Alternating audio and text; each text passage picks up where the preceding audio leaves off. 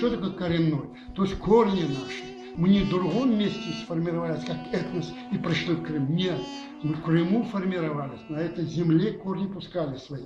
И дерево наше развивалось, понимаете? Дерево. И 4 ответвления. У нас было степные, Кипчак, Куманы, или полностью русские называют, предгорная часть, горная часть и степная. И вот 4 ветки наши, мощнейших, да, они не смешивались.